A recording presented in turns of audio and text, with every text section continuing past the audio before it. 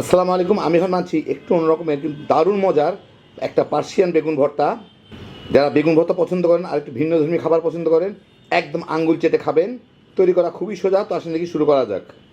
আমি কিছু বেগুন গোড়ার দিকটা কেটে এগুলোকে একটু ছিলে নিব। এটা চিকন বেগুন, মোটা বেগুন হলে ভালো হইতো। চিকনগুলো ছিলে একটু কঠিন আর লস হয়, কিন্তু যদি মোটা বেগুন হইতো তাহলে ছিলতে ভালো হইতো আর কি। এগুলো আমি সুন্দর করে ছিলে নিব। তো আমি খোসাগুলো মোটামুটি ছিলে নিলাম, দু একটু লেগে থাকলে অসুবিধা নাই। এখন এগুলোকে আমি দুই টুকরা করে নেবো, মানে মাঝখান দিয়ে ফেলে দুইটা করে নিব। মোটামুটি এইভাবে সবগুলোকে আমি ফেলে নিব ছিলে আর কি। তো আমি বেগুন সবগুলোকে কেটে ভালো মতো ধুয়ে নিলাম। এখন এর মধ্যে আমি 1 টেবিল চামচের মতো লবণ দিয়ে এটাকে মেখে নিব।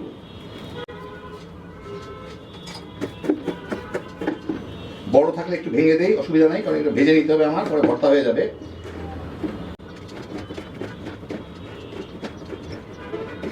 বাস মেখে রাখলাম, 10 মিনিট রেখে দিব। এই বেগুনটা একটু পানি ছাড়বে, পানিটা ছেড়ে একটু কমে যাবে, একটু নরম হয়ে যাবে। এই ভর্তাটায় পুদিনা পাতার গুঁড়া লাগে, তো গুঁড়ার জন্য আমি পুদিনা পাতা কিছু নিয়ে নিয়েছি। এইগুলোকে আমি একটু ভেজে টেলে নিব। টেলে নিলে এই পুদিনা পাতা শুকায় গুঁড়া হয়ে যাবে, মচমচে হয়ে গেলে আমি গুঁড়া করে নিব। আর যদি বেশি রোদ থাকে, রোদে শুকায় এটা গুঁড়া করে নিতে পারেন। গুঁড়া করলেই হইলো। কাঁচা পুদিনা পাতাও দেওয়া যায়, কিন্তু গুঁড়া করলে একটু ফ্লেভারটা অন্যরকম আসে, সেই জন্য একটু এটাকে ভেজে শুকায় নেবো আর কি। তারপর চাপ দিলেই গুঁড়া হয়ে যাবে।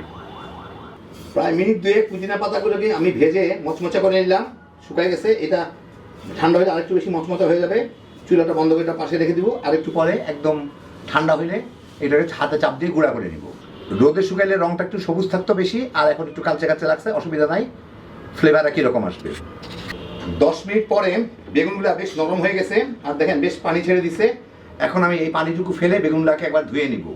লবণ পানিটুকু ফেলে দিয়ে বেগুনগুলোকে একবার ধুয়ে ভালো মতো একটু মানে কোনো একটা কাপড় কোনো কিছু দিয়ে এটাকে চেপে একটু শুকায় নিব।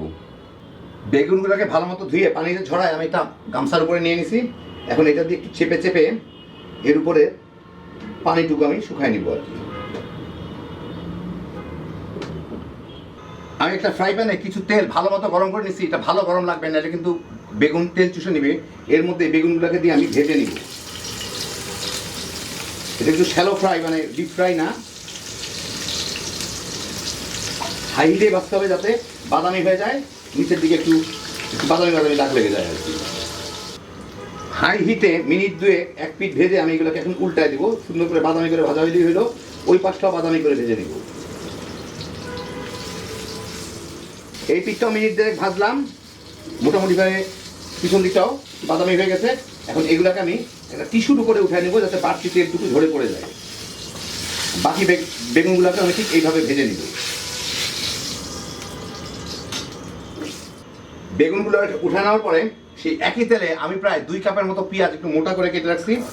এইগুলো দিয়ে আমার একটু পেঁয়াজটাকে ভেজে নিতে হবে। আমি হাই হিটে ভাজতেছি যাতে পেঁয়াজটা জলদি একটু কারমালাইজ হয়, একটু নরম হয়ে যাবে এবং একটু বাদামি বাদামি দাগ লেগে যাবে। পেঁয়াজটা একটু বাদামি দাগ লাগা শুরু হলে আমি এর থেকে এখন একটু পেঁয়াজ উঠে রাখবো উপরে, মানে শেষে একটু গার্নিশ করার জন্য সামান্য কিছু পেঁয়াজ তুলে রাখি। এখন এই পেঁয়াজের মধ্যে আমি দিয়ে দিচ্ছি 3 কোয়া রসুন কুচি কুচি করে রাখছি, ওটা দিয়ে দিব। আর যেই পুদিনা পাতাগুলো গুঁড়া করে রাখলাম, ওর থেকে অর্ধেকটা পুদিনা পাতা দিয়ে দিব। দিয়ে এটাকে এখন একটু নেড়ে চেড়ে ভেজে নিব। রসুনটা হালকা একটু বাদামি হওয়া পর্যন্ত, খুব বেশি সময় লাগবে না, আধা মিনিটের মতো লাগতে পারে। আর একই সাথে আমি এখানে স্বাদ মতো লবণ দিয়ে দিই। এই প্রায় মিনিট খানেকের মতো ভাজলাম, রসুনগুলো হালকা বাদামি দাগ লাগা শুরু হয়েছে। এর মধ্যে আমি দিয়ে দিচ্ছি স্বাদ মতো মরিচের গুঁড়া, সামান্য একটু হলুদের গুঁড়া আধা চা চামচের মতো দিয়ে এর সাথে একটু নাড়াচাড়া করে নিব হলুদের কাঁচা গন্ধটা চলে যাওয়া পর্যন্ত। এই আধা মিনিট নাড়াচাড়া করলে হলুদের কাঁচা গন্ধটা চলে যায়। এখানে আধা কাপ টক দই আমি ফেটে রাখছি, ওটা এর সাথে দিয়ে এর সাথে ভালো মতো একটু ভুনে নিব। খুব বেশি সময় না, অল্প একটু সময় ভুনলেই হয়ে যাবে।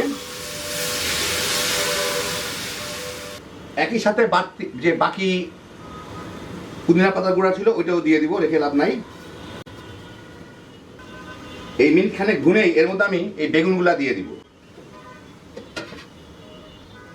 দিয়ে এর সাথে একটু ভালো মতো মিশাই নিই।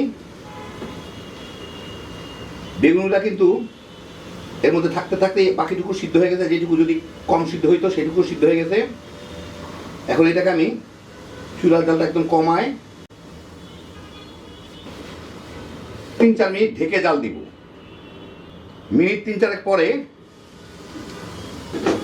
দেখি কি অবস্থা। হ্যাঁ, ঝোল টোল প্রায় সব শুকায় গেছে। এখন আমি চুলাটাকে বন্ধ করে দিই। বন্ধ করে এর মধ্যে 1 টেবিল চামচ বাটার দিয়ে এটাকে ভালো মতো মিলাই নিব, একটু ঘুটে নিব দেখাচ্ছি আপনাদেরকে। এই বেগুনগুলোকে আমার চাপ দিয়ে ভেঙে দিতে হবে অনেকটা ভর্তার মতো করে। তো সেই জন্য আমি একটা কাঁটা চামচ দিয়ে এগুলোকে এইভাবে ভেঙে নিব আর কি, ভর্তা করে নিব, সাথে বাটারটাও মিশে যাবে। তো ভালো মতো মিশিয়ে নিলাম, হয়ে গেল আমার দারুণ মজার পার্সিয়ান বেগুন ভর্তা। আপনাদের পরিবেশন করে দেখাচ্ছি। তো এই দেখেন হলো আমার দারুণ মজার পার্সিয়ান বেগুন ভর্তা। এটা সাধারণত রুটি পরোটা দিয়ে খায়, একটু অন্য রকমের স্বাদ, কিন্তু কি যে মজা খাইতেন একবার বানালেই বুঝবেন। যদিও রুটি পরোটা দিয়ে খায়, ভাত দিয়ে খাইতেও কিন্তু কম মজা লাগবে না। আমি উপরে কারামেলাইজ পেঁয়াজগুলা দিয়ে একটু ডেকোরেশন করে দিলাম, একটু গার্নিশ করে দিলাম। খুব সহজ একটা রান্না, যারা ভর্তা কিংবা বেগুন পছন্দ করেন খালি বানাইবেন, তামা করে খায় ফেলাইতে পারবেন। একদম ঝামেলা ছাড়া হ্যাপি জোশের একটা আইটেম। আল্লাহ আপনাদের সবাইকে ভালো রাখুন, সুস্থ রাখুন, নিরাপদে রাখুন। ইনশাআল্লাহ বেঁচে থাকলে আবার দেখা হবে। ফি আমানিল্লাহ।